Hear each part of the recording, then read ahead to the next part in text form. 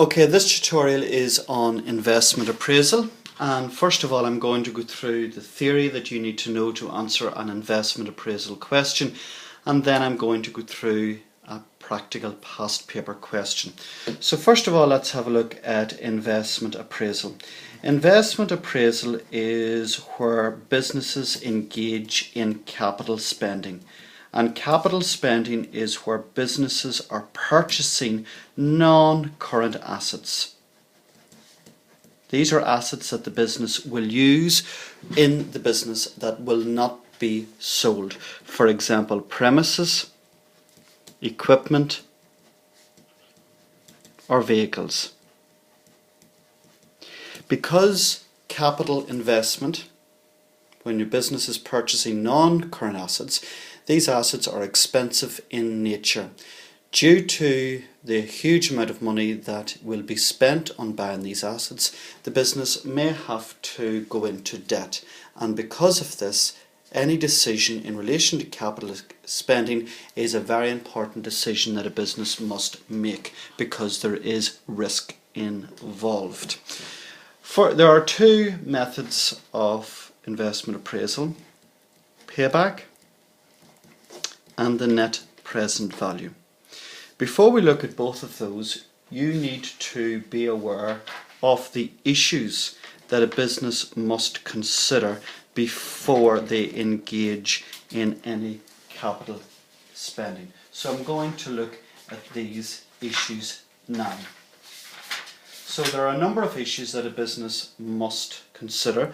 The first issue is the source of finance that the business has of its disposal. There's large amounts of money will be spent on the project, so the business may have to borrow money due to the large capital investment. So long-term sources of finance is needed. So a business will have to decide, does it need to borrow money? Has it got enough internal sources? And if it is going to borrow money, can it afford the interest involved? The second factor that must be considered is the lifespan of the asset. Managers must decide what is the estimated lifespan of the new project, i.e. how long is the asset going to last for. Now this will be an estimate, so it may be not accurate, but the business must try to realistically decide how long they will have the asset for. The third issue that must be considered is the purpose of the asset. What is it needed for? Is the asset an essential? Can the business afford it? And is the asset needed for the competitiveness and the survival of the business? If a business is short of finance and the asset is not needed, it may decide not to proceed. The fourth factor that must be considered is what discount factor is the business going to use. Whenever the business is calculating net present value, it has to decide on a discount factor. The business must decide on the best discount factor to use for the project. Higher discount factors are more suitable for those projects which are riskier and that have a higher value of money, and the value of the asset will fall, will depreciate more. The final factor that must be considered is the selection of the investment appraisal method. What is the business going to use to make its decision on? Is it going to use payback or is it going to use net present value? Payback is good for those businesses that want a quick return on their investment, but net present value is much more realistic because it takes into account the timing of cash flows, that £1 received in a year's time is worth less. You now need to consider the two methods of investment appraisal. The first one is payback and the second one is net present value, or also called discounting. You need to be able to explain the advantages and the disadvantages of both. The advantages of payback are that it is simple to understand and simple to calculate. The second advantage of payback is that if a business has limited funds, payback gives priority to those projects that pay back in the earliest possible times. The third advantage of payback is that if the project has an element of risk, if it's risky, then payback will give priority to those projects that pay back earliest and so minimise risk. The disadvantages of payback include it ignores the profitability of the project. It ignores cash flows that come into the business after payback. And the third advantage is it ignores the timing of cash flows, and it ignoring the fact that money that comes in at a later date is worth less than money that comes into the business now. Okay, let's have a look at net present value. The advantages of net present value is that it takes account of all cash flows up to and after payback. So it takes into account also the profitability of the project. The big advantage of net present value is that it takes into account the timing of cash flows.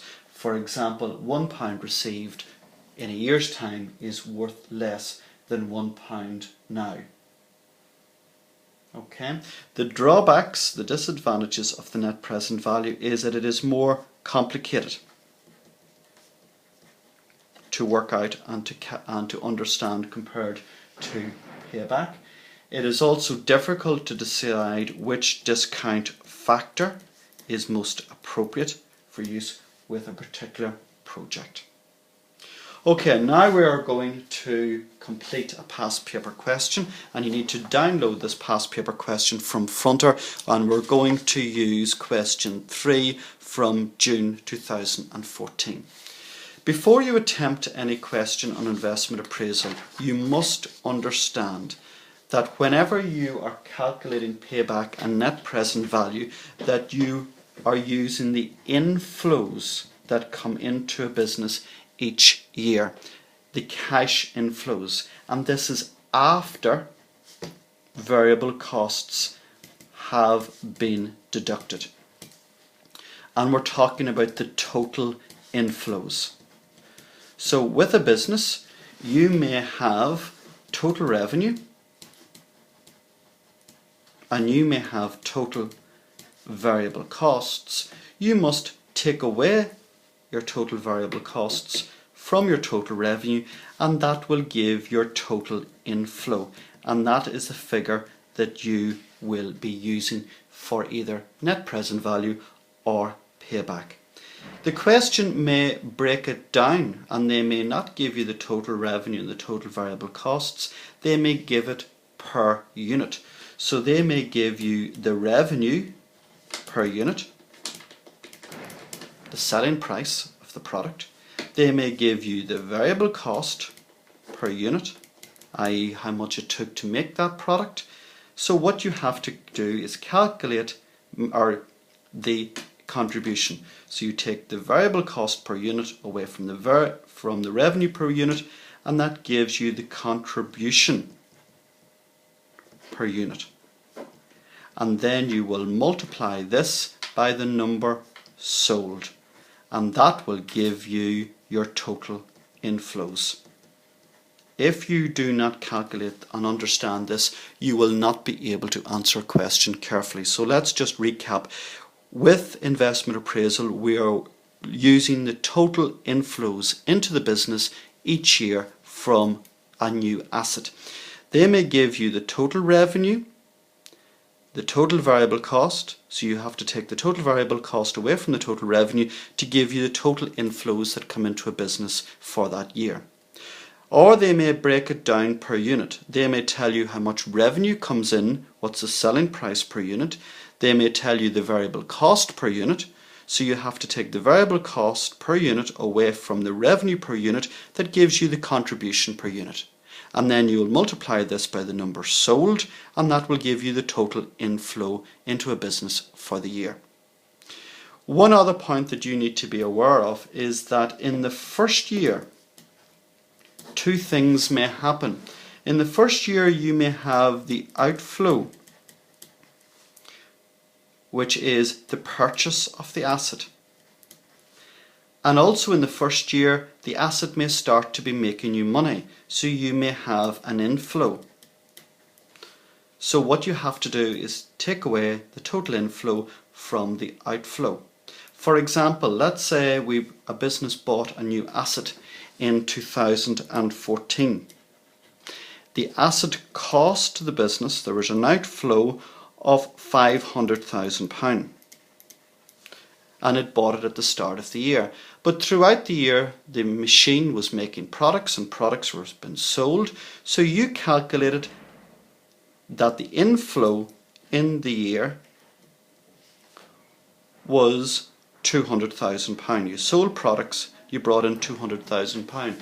So then you need to be aware that £500,000 went out at the start of the year to buy the asset, but during the year the asset made you £200,000, so you will have a negative flow that year of £300,000. So you need to be aware. So we're now going to look at this first question. The question is from June 2014. So you need to download this from Fronter. A large bakery specialises in cupcakes. Current production levels are low, however management is confident that demand will outstrip supply and the bakery can increase its market share. In order to meet increased demand, management have decided to invest in new equipment. The relevant data relates to the expected costs and revenue of the project over 4 years. Note you should assume that all cash flows occur evenly throughout the lifespan of the project and that normal discounting conventions apply. So they're telling you that in 2004 they bought the asset for £3,425,000, and then they're giving you information about the cash flows for each year, 2014, 15, 16 and 17. They're breaking it down, they're telling you how much they're selling each cupcake for. They're telling you what the variable cost of making each cupcake is, and they're telling you how much is sold. Now, you need to be aware, 2014, which is the first year, two things happened. You bought the asset, so money was going out, but it started to bring in money, so money was also coming in that year. In this question, whenever I did, this is part B. They're giving you the revenue per unit, the variable cost per unit, so you have to calculate the contribution per unit and then multiply it by the number sold. So in 2014, we're going to go through these now. In 2014, the selling price was £2, but the variable cost was £1.20, so you have to take one away from the other, and that gives you a contribution of 80p, and you write that in. In 2015, they were sold for £2, but the variable cost was £1.25, so the contribution was 75p. And that was the same for the next year, 150 minus 75p. And for 2007, you were selling each cupcake for £1. The variable cost was 50p, so the contribution per unit was 50p. So you had to calculate that first. You couldn't go into the question without doing that. So let's look at 2014. The contribution per unit is 80p and they sold 1 million. So you put into your calculator 80p multiplied by 1 million, and that gives you a revenue of £800,000. For 2015 they sold each for 75p and they sold 1,750,000. So you will put into your calculator £0.75p multiplied by 1,312,500, and that gives you your inflow that year. Guess we'll do that again. 75p multiplied by how many was sold, 175,000, and that gives you your inflow of 1,312,500.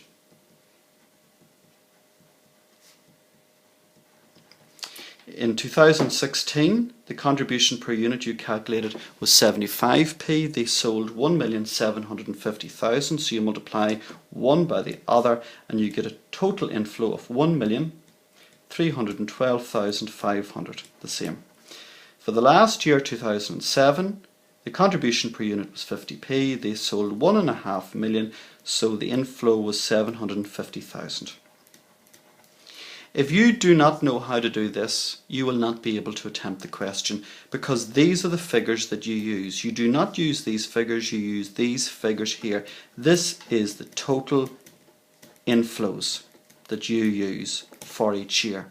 But I'm going to put a star beside 2014, because you must remember that in 2014, £800,000 came in, but you must remember at the start of the year, you spent 3,425,000 to buy the asset.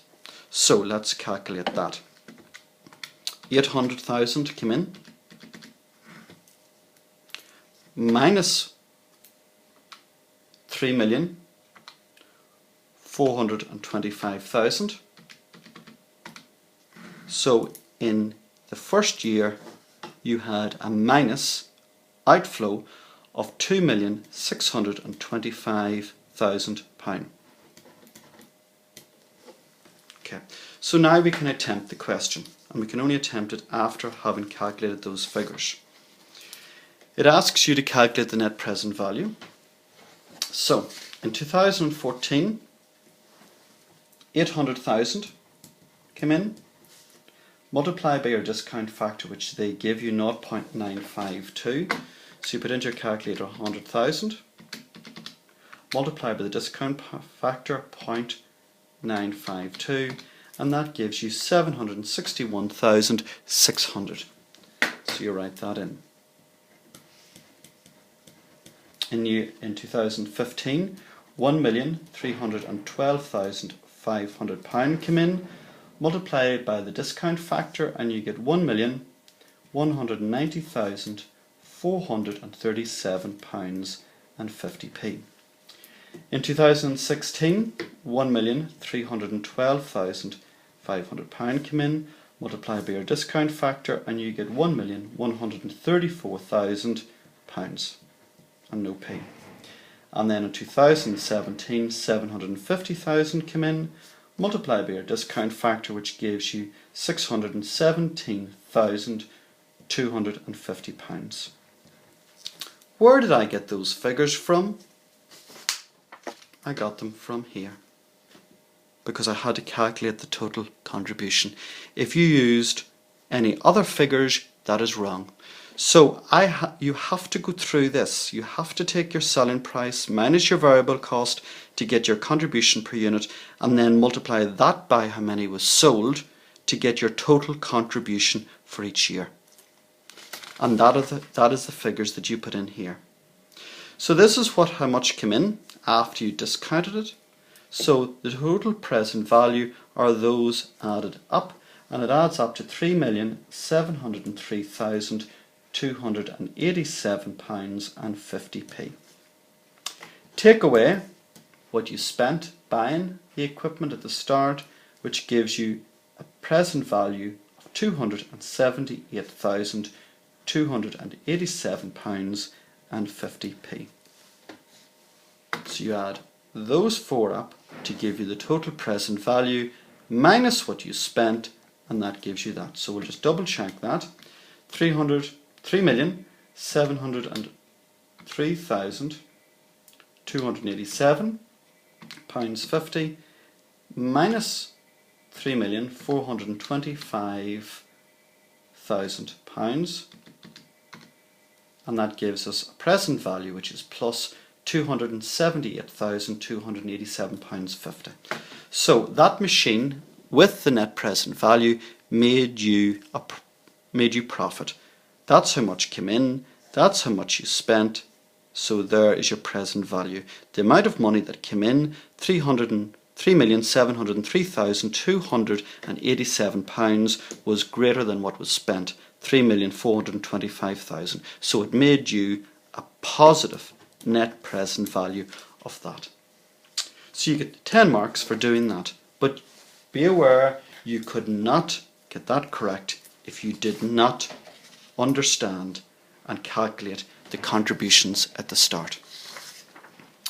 Now, part B asks you to calculate payback. In 2014, you must remember that the annual net cash flow was minus £2,625,000. How did I calculate that? Going back to my front sheet, what happened in 2014? Two things happened. You bought the equipment, but it also made you money. So you put into your calculator how much it made you. It made you 800,000. But you have to take away in that year how much you spent to buy it, minus 3,425,000, which gives you a minus outflow of £2,625,000 because you had to spend near 3.5 million buying it. It did bring you in money that year, so you take that away from what you spent buying it. So that's where you get minus 2,625,000. What happened in 2015? In 2015, going back, it brought you in £1,312,500. So you put that in.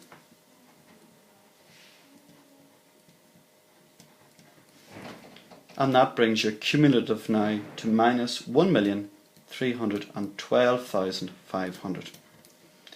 In 2016, 1,312,500 came in, and you broke even. 2017, 750,000 came in, so you were plus 750,000. Payback was it took all of 2014, all of 2015, all of 2016, so payback was 3 years. Okay, so be aware of that. How did I calculate? To just make sure you know where that comes from, you have to start off with a minus here. So put into your calculator naught minus 2,625,000 pounds, and that gives you a minus 2,625,500 pound. The next year, plus 1,312,500, and that gives you a minus 1,312,500.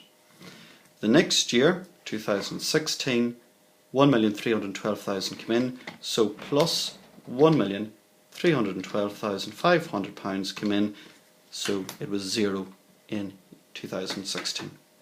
And you get 9 marks for that. Theory questions now. Question C.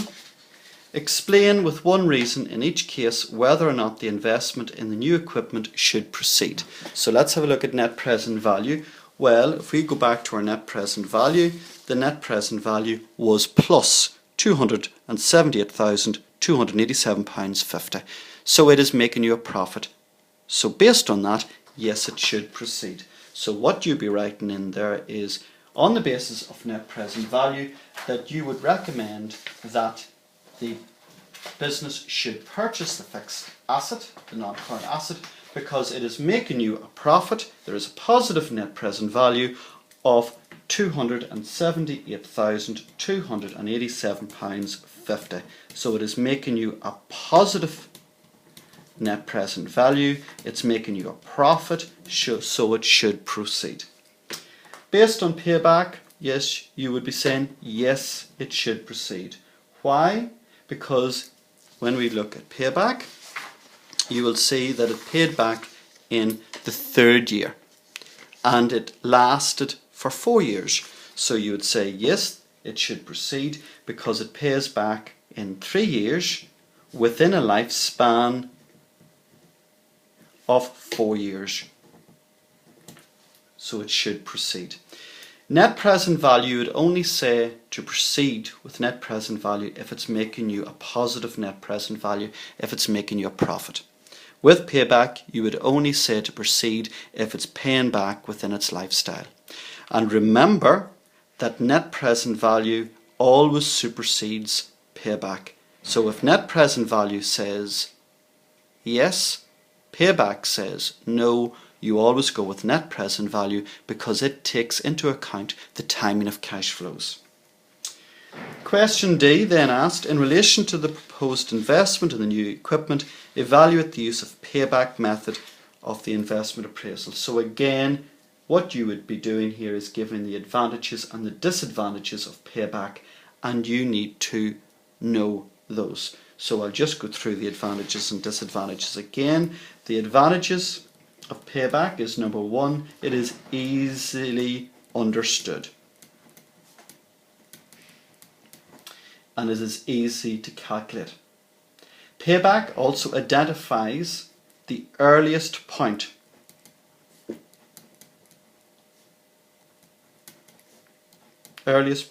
when the asset pays back and all your negative cash flows are recovered. It's straightforward to calculate it. So to calculate it, it's straightforward. And then you look at the disadvantages then. The disadvantages of payback, it does not take into account the timing of cash flows. Okay, it's too simplistic because it ignores that money received next year is worth less. It ignores all the qualitative issues. Factors are ignored. For example, does the business that you are buying the fixed asset from, does it have a good reputation? So you need to know the advantages and the disadvantages there for 8 marks. But going back to the very start of our question, you will never be able to attempt a question on investment appraisal if you do not understand and are able to calculate contribution.